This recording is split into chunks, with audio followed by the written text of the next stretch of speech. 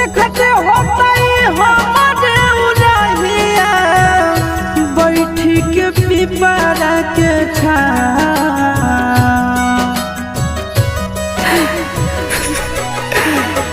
देखते होता हमारे उड़हिया बैठी के पिपरा के रुक रुक रुक अरे टरेनिया रुक रुक रुक रे टरेनिया